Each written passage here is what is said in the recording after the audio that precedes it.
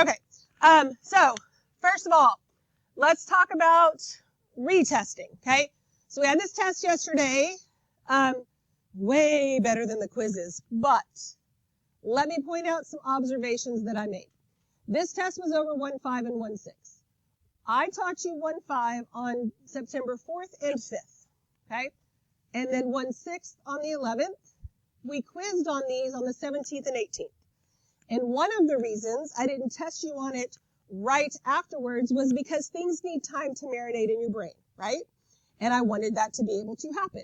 Wanted to be able to give you your quizzes back here for you to figure some stuff out and be ready for the test. Here's an observation that I made about a lot of people. If it wasn't that many, I probably wouldn't bring it up. But trying to figure out why we did so bad on these quizzes, I saw a lot of people when they were asking questions or figuring that out, pulling out their worksheets, which hadn't even been started, okay? I didn't put all this stuff off to help you procrastinate, okay? And this is coming from the queen of the procrastinators, all right? So I get it. But at the same time, first of all, that's probably why this quiz was so bad, because some of you hadn't even done the assignments or looked over anything, and still knowing you had a test come up, still hadn't really done it. Some people were still working on it on test day in here.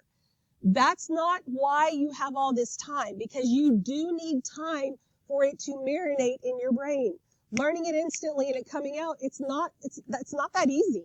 Even if you have never really had to study before in math, you need to look over things and be prepared for this. Studying and being ready for a test does not mean always cramming the day before, the day of. It's doing a little bit along the way so you are learning it and it sticks, okay? So I've said before that you get out of this class what you put into it. And I know some of you feel a little bit overwhelmed. I'm going to ask my lovely assistant back there a couple of questions. I told her she can say whatever she wants to say, but I told her what I was going to ask so that I didn't put her on the spot. Did you, because she was in my class last year, she's now in calculus, did you ever feel a little overwhelmed in here? And like, why the heck am I in this class? Okay. Yeah, exactly. See, so I wouldn't let you. But you put in some work, and in the end, everything worked out okay. Grade was okay. You passed. With a what?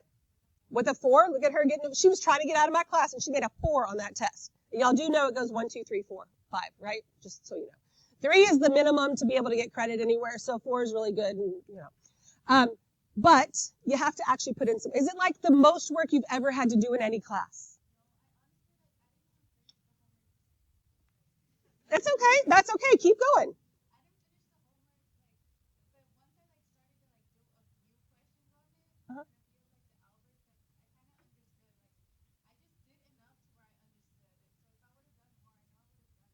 Okay, but see, that worked for her. She didn't have to go back and complete them because she needed to retest every single time. You with me on that?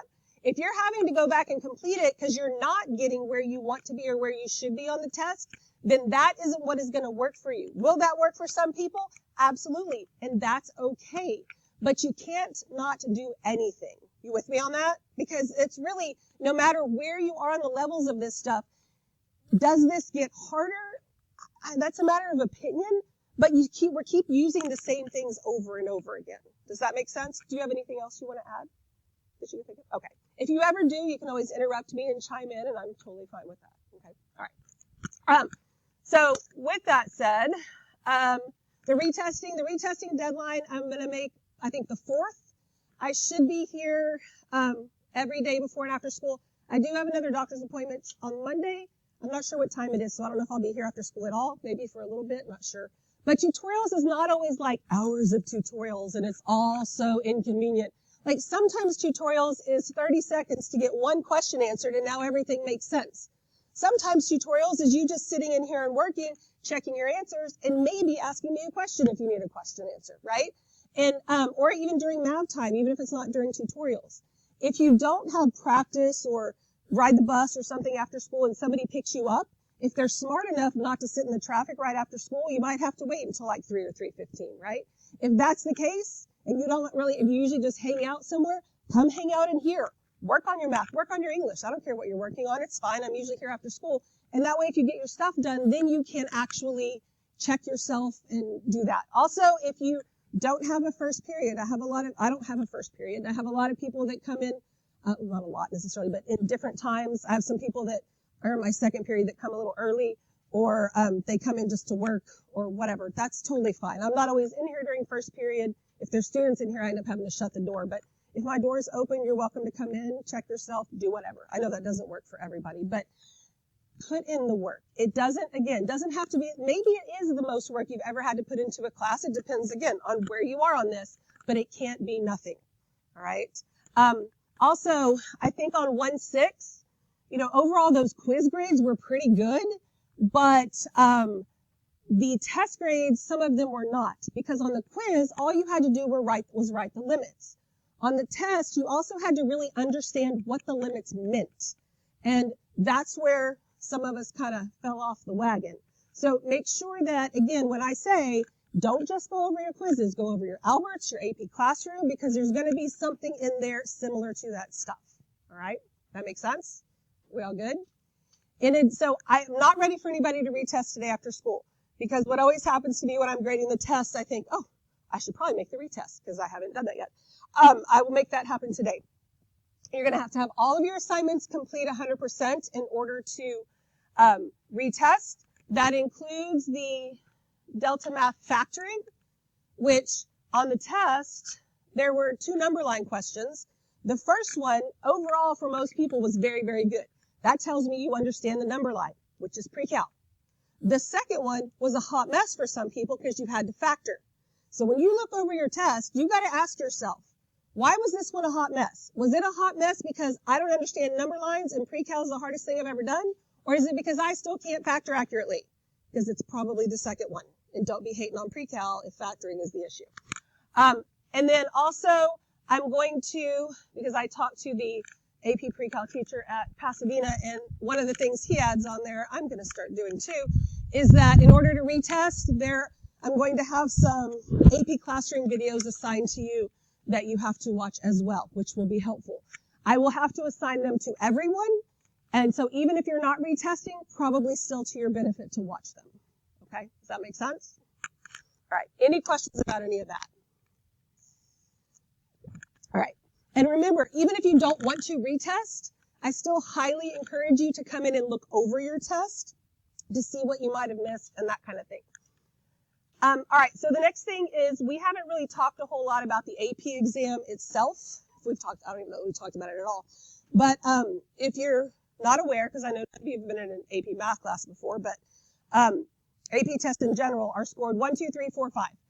3 is the minimum score to be able to get college credit. Some colleges might require a 4 or a 5 depending on the test.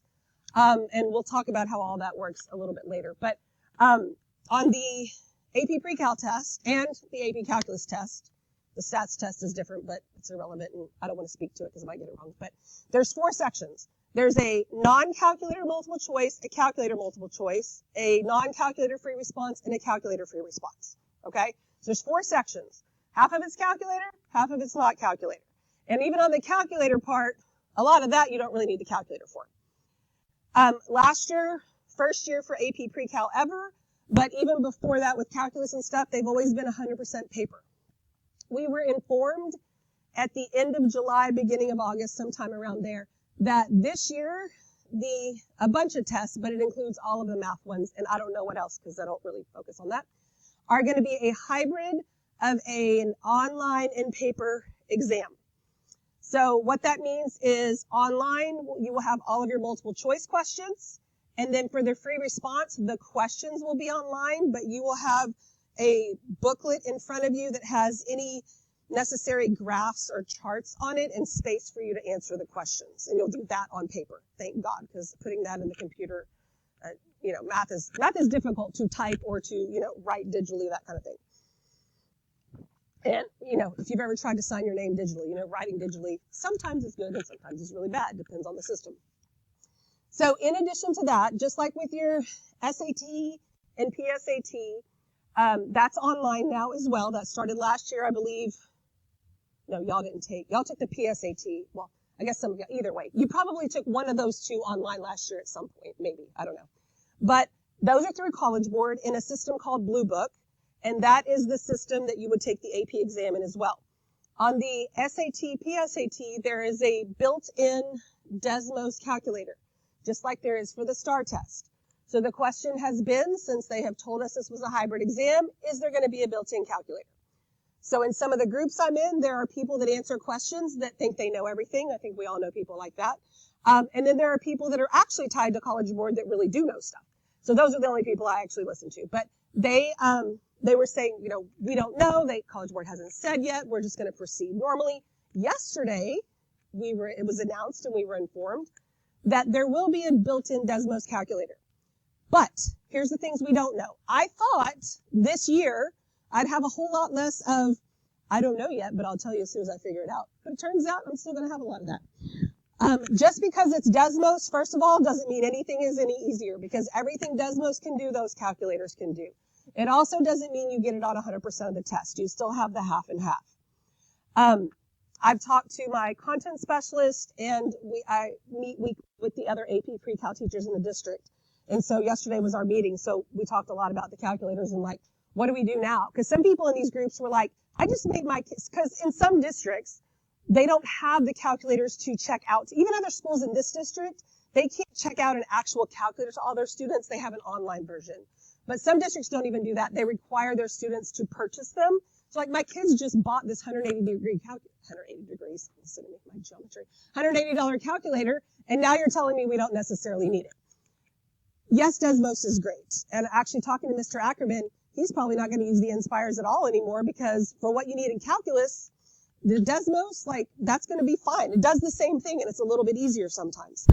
For what we need to do, though, have any of you ever done a regression in Desmos, where you have to do like Y with a little squiggly and then X sub whatever, that sort of thing? Okay, so that's just for linear, and you have to know that equation, right? It's not like a menu. Well, we have to be able to do regressions on like 5 or 6 different functions with 5 or 6 different weird little equations. What are the chances that we're all going to remember those weird little equations? Probably, and is that what we need to be using our brain space for? No. It's much easier on the calculator because there's menus. So I think that's also kind of got to be a hybrid as well, but that's going to take me some figuring out what I want to focus on with you, because like I said, we just figured this out yesterday. But I'm telling you all this because, rumors start to swirl and whatever.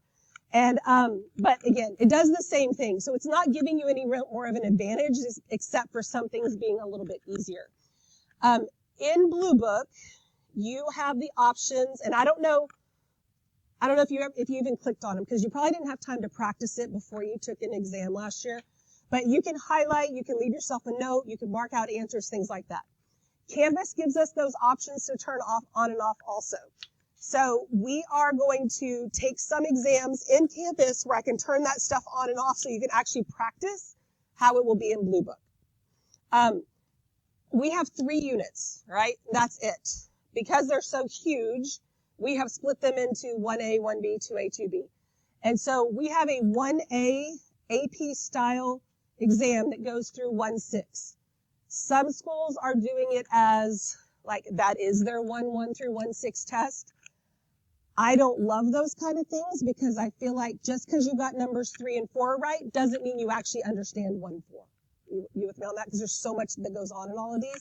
So that's why I chose to give you these other tests. But we do need to take that test, and we are going to do that. That'll be sometime next week, because I've just gotten somebody to make sure I'm doing everything right in Canvas, so that I can turn on those things. But to make sure, because I know some of you have done some of that stuff in Canvas and some of you haven't, just depends on what your teachers are using. At some point next week, we're going to have like a little practice with like one question that y'all can all work together on your table, but I'm going to make you highlight something. I'm going to make you leave yourself a note. That way you can see what the tools are and how they work. They may not work exactly the same way they do in Blue Book, but they are the same kind of tools. And we're told we'll have some practice in Blue Book before the real exam. We'll see what happens with that.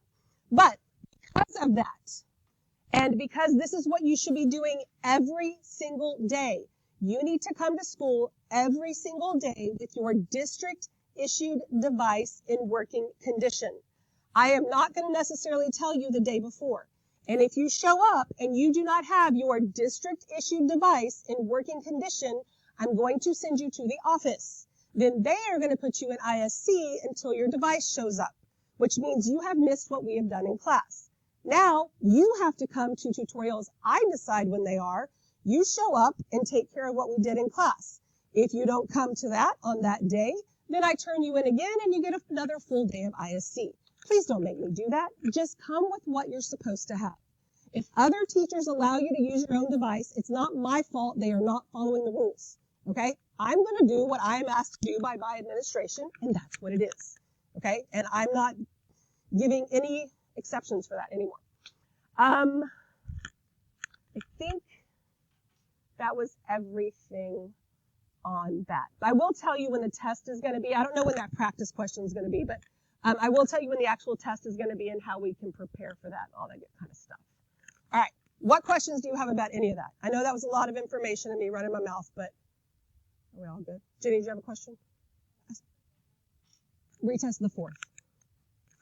Unless if something happens and like I can't be here or our math times are canceled, or, things like that, I'll extend it. But I think a week is probably long enough. A week and a day, really. And a lot of you corrected your tests today, so you're fine. So you can come in today after school to correct your test and work on anything you need. Just don't be ready to retest. Before I leave today, I will assign the AP Classroom videos and I will update the request to retest form. So you can retest tomorrow in math time or after school if you want, or if you've corrected your stuff and you want some time to make sure you really get it before you retest, that's fine too. But don't wait until the last minute. That's not going to help you at all. All right. Any other questions? Awesome. Let's move on.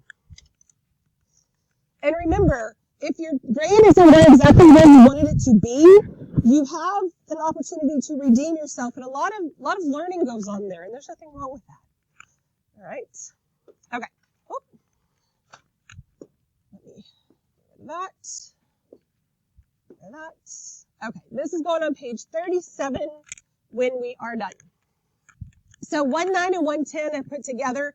It's not really 2 lessons in one. They just really didn't need to be separate. It's just the topics on how College Board, lines the stuff out.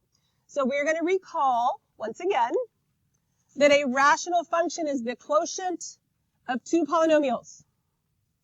Rational function, polynomial over polynomial. Since we are dividing by a polynomial, rational functions have restrictions on their domain. We know that we cannot divide by 0. Because when we divide by 0, what do we get? Oh my God, what? Undefined. We do not get 0. If we got 0, it wouldn't be a problem.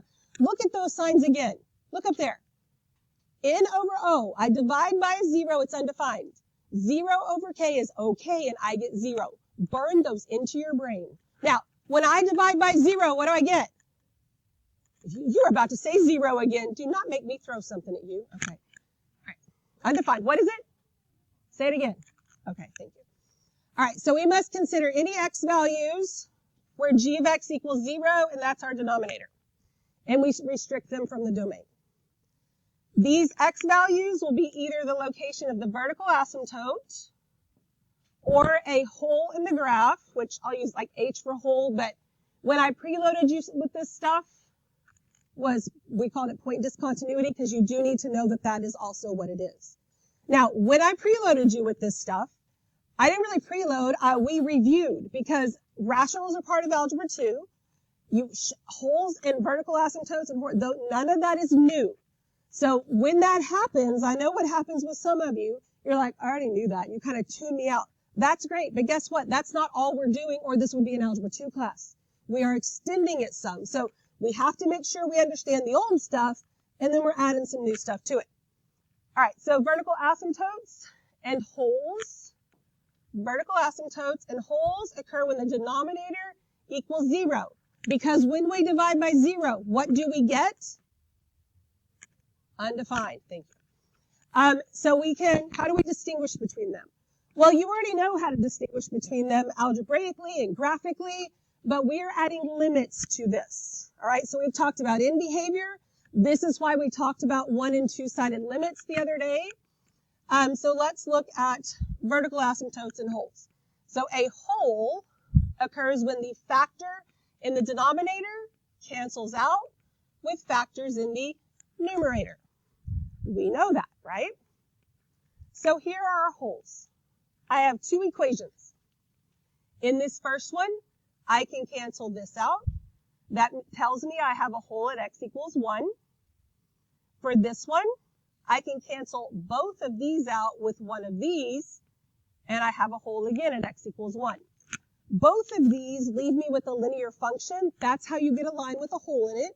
They don't all always cancel out to give me a line, but that's just what happens on these two. Everybody good with me there? All right, so then in this graph, which doesn't go with those equations, it says the graph above has a hole at x equals 1. So here's the hole. I know you can't see mine. Hopefully yours is a little bit easier to see. But there's a hole there. Not only is there a hole, but the hole is at 1, 3. That is a discontinuity that restricts my domain. So even though it doesn't ask you to, we're going to write down our domain. So not only does the hole restrict my domain, what else in this graph will affect my domain? The asymptote, which one? Vertical. The vertical one. The horizontal one does not affect my domain at all. It affects the end behavior, but that doesn't affect domain. So my domain starts out here at negative infinity. I use all of the y values until I get to x equals negative 1. Will I ever make it to negative 1? No. Y'all have a question back there? Ask me a question. What's your question? You're good? Okay. Why don't you put the marker down and stop drawing on the table and pay attention? That'd be nice. Then I start back over at negative 1. And I use all of those y values until I get to x equals what? 1. That's where I have a hole, so I don't get to include it. I jump over that. And I go so I start back over on the other side of 1 and go all the way to infinity. So I have two things that affect my domain. One vertical asymptote, one hole. So there's two breaks in my domain. Everybody okay with that? Okay, those are all my x values. So now let's talk about the limits. The graph above has a hole at x equals 1, so the ordered pair is 1, 3. So this says the limit as x approaches 1 from the what? Left. So as x approaches 1 from the left, what is y approaching? What am I getting closer and closer to? 3. As x approaches 1 from the right, what is y approaching? 3. This hole, which is at 1, 3, is your refrigerator that the pizza craving ninjas stole. I'm approaching the refrigerator from the garage. You're approaching the refrigerator from the living room. We both get to the kitchen and it's gone. Okay? That's what's happening there. Everybody okay with that?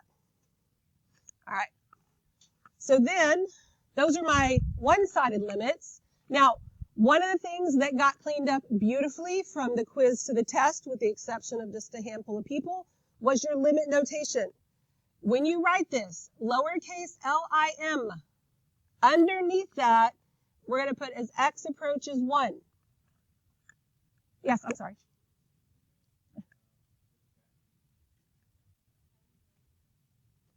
What do you mean by which graph? Which part of it? Okay, well, because I need to get close to 1 as I'm approaching 1. So even if I use this over here and I come down here, I still got to start over to start getting to 1. Is that what you're asking me? Yeah. So I didn't even have to start way up here. Like I could have started like right here as I'm approaching 1. Does that make sense? That's a good question. Thank you for making her ask that question. Anybody else have a neighbor that has a question? Thank you for stopping.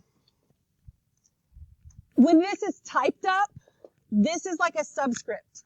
When I write it, mine doesn't look like a subscript. That's okay. As long as it looks like you actually stacked those, and then in front of that stack, with no line underneath it, because it's not a fraction, in front of that, you have the function. Okay? So if my limit from the left equals my limit from the right, then my limit overall is 3. Right? Does that make sense? We're good on that? Okie dokie, good. So now let's look at vertical asymptotes. A vertical asymptote occurs when a factor in the denominator cannot cancel out with factors in the numerator. Again, something we already know, but we're going to take this and extend this to our limits. So this equation here, I have nothing that I can cancel out. So this is what I'm left with in the denominator, which means I have one vertical asymptote at x equals 1. On this one, I can cancel this out with one of these, right? Which looks like I have a hole at x equals 1. Do you agree with that? But then I also have this left, which would mean that I have a vertical asymptote at x equals 1. When you think you have both, the vertical asymptote wins the fight every time. You with me on that? So vertical asymptote wins. So that's what I actually have here. And this graph is not these, well, it might be the first one. I don't know. I didn't check. But either way, I have a vertical asymptote. So here's a graph where I have that asymptote there. So my limit as x approaches 1, here's my 1. As x approaches 1, and I don't have to start right out here, but as x approaches 1 from the left, y is approaching negative infinity, right? And as x approaches 1 from the right, y approaches infinity. Okay. Everybody okay with that?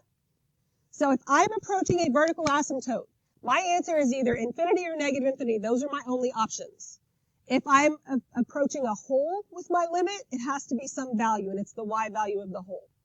So here, the limit as x approaches 1, in general, the two-sided limit, what do you think this one is?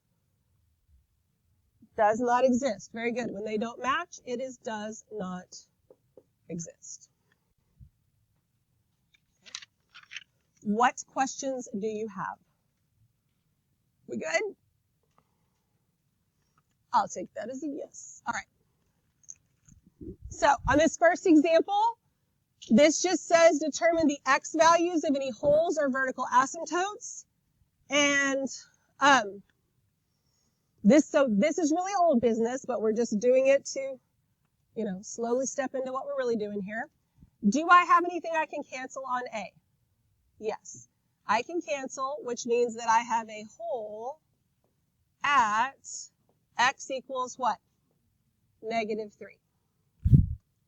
Then this is left in the denominator, which means I have a vertical asymptote at x equals what? 5. What questions you got? We good on those? All right. Here, do I have anything I can cancel in B? Yes, I can cancel this with one of those, right? And I can cancel this with one of those. So I have a hole at, so I'm going to write down what I canceled out, right? So because I canceled it out, it looks like I have a hole at negative 1 and at 2, all right?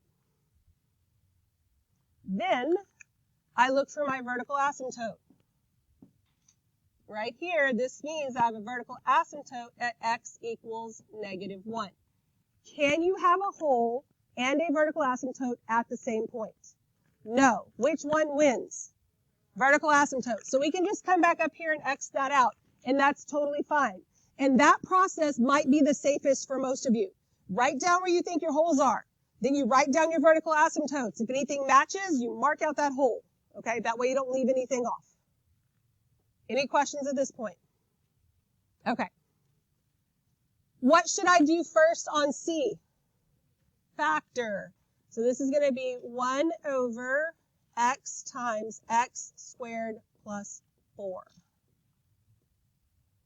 Okay. And then, can I cancel anything out? No. So this has no holes. How many vertical asymptotes do I have? What does this one give me? 0. So at x equals 0, then this one, if I set x squared plus 4 equal to 0, that means I get x squared equals negative 4. So x equals plus or minus what? 2i. Right? 2i. Now, does this give me vertical asymptotes here? No, only my real numbers do. So if you know before ever doing all that this is going to give you imaginary numbers, you don't have to actually do that, and you don't have to write that out. I did on the notes just so you can see why basically we're ignoring that part. But I only have one asymptote here because there's no way I can make that 0. Okay? We okay with that? And if you need to write it out, or you do, just for the love of God, don't put 2, and don't try to factor that into x plus 2, x minus 2. That's a no-no, right? We good on that? All right. Any questions at all? All right. So let's look at example 2. Example 2 says write a left and right limit statement as x approaches 2. It's telling me both. On the test, one of them said left, one of them said right. Some of us don't read directions or read the question. So if you put both, I took off points because I didn't know if you didn't read the question or if you didn't know the difference or you don't even know what it's asking. So make sure you're paying attention to what you're being asked. All right. So the first thing we want to do on these, because we don't have a graph and we're not going to graph it, we need to be, because this, so like for instance, with the Desmos stuff, this would be a non-calculator question. Because sure, you can graph it and look at the graph, but that's not what they want. They want you to use the actual equation and the function. We're going to do the same thing we did up there. We're going to look for the holes. Do I have any holes? Nope, so put none. Vertical asymptote. Do I have any vertical asymptotes? Yes, at x equals what? 2. And then I also need my zeros. Those occur at x equals what? 1 and negative 3. Good. Now, I'm going to pause for just a second and talk about something else from the test. Because again, there were so many people that I feel like I need to say this. On the question, well, not just on that question, but on one of the questions where you were asked for, I think, the degree and the zeros of the multiplicity. Let's say that this was the, you don't have to write this down, but let's just say that that was the equation. I don't know what it was. It doesn't matter. Well, that's not what I meant to write anyway. Just forget that. Wrote the wrong thing. It was more like this. But again, you don't have to write this. And I asked you for the zeros. So my zeros were at x equals negative 2 and 1. But some people, so many I feel like I need to mention this, also put a 0 there. Now, I understand why you might think that belongs there, but I need you to understand why it actually does not. I'm pretty confident that people are putting that because there's this 3 out here. But this 3 does not have a variable on it, right? And if I multiplied all this stuff back together, I'd get x times x, which is x squared. And that's my highest degree, so I can't have 3 zeros if it's x squared. You with me on that? Now, again, if this was 3x, then I would have a 0 there. So just make sure you're careful on that. Also, on the one where you had to factor, some of you actually did factor things pretty well, but your work is sloppy, and so you leave things off because you don't actually keep everything together like you're supposed to. So if I end up with this, and I factored this out, but then I dropped it off when I factored that, you lose this 0, which is 0, and it's just as important, right? So be careful on those kinds of things. Any questions about those? And if you haven't looked at your test already, you'll know what I mean when you look at it if you did any of that stuff. All right, so back over here. Let's go ahead and write our stems here. It told us as x approaches 2. So I need the limit as x approaches 2 from the left of f of x, and the limit as x approaches 2 from the right of f of x. Right? Because it's asking me the left and right limit as x approaches 2. And we're going to have to figure those out. Now, what is happening on this graph at 2? Vertical asymptote. If I'm approaching a vertical asymptote, what are my only possible options? Good. Negative infinity or infinity. It can't be a number because it's an asymptote, right? But I got to figure out which one it is, which means I need to figure out if really close to 2, my function is positive or negative. And we do that with a sign chart. Okay, so let's make a number line. On your sign chart, you always put your vertical asymptotes and your zeros in order, which I'm pretty sure most of you did in order, which is good because that's something I see sometimes that drives me nuts. Now, here's the good news. Nobody's asking you to solve an inequality here. You don't have to do the entire fun chart. You don't have to do the entire sign chart. And you don't even have to worry about open and closed circles. All we care about is what's happening around 2. You still need your other numbers on there so you know what you're limited to. Like, if I don't have this 1 and -3 here, I wouldn't know what I could choose. I have to choose something between 1 and 2. So if I choose a number between 1 and 2, like 1.5, I put it in here. 1.5 minus 1 is positive. 1.5 plus 1 is positive. 1.5 minus 2 is negative, which makes this negative overall. Since this is negative right on the side of this asymptote, that means this has to be going to negative infinity. So my answer has to be negative infinity. Then, over here, let's choose 3. 3 minus 1 is positive. 3 plus 3 is positive. 3 minus 2 is positive. This is positive overall, which means on this side of the asymptote, we're going to positive infinity. Okay. What questions do you have? Are we good? Okay. Let's look at B. We're going to start the same way. Do I have any holes, or does it look like I have any holes? Yes. Looks like I should have one at x equals 2. Vertical asymptotes. Does it look like I have any? Yes. Where? X equals 3. And then I look at that and I go, okay, I believe I do have one hole, one vertical asymptote. And I have a 0 at x equals what? -4. All right, so let's write out the beginning of our statements. The limit as x approaches 2 from the left of g of x. Now, there were just a handful of people on the test that made everything f of x. I circled those. I took off points and I wrote Melissa really big, because if you're going to call everything f of x, I'm going to call all of you that do that. Your name's all Melissa now. Like, nobody cares what your name is. You got to care that this is g of x. The limit as x approaches 2 from the right of g of x equals. All right. Now tell me, on this function, what is happening at 2 on this function? A hole. So am I going to be approaching positive or negative infinity? No. A sign chart's not going to help me here.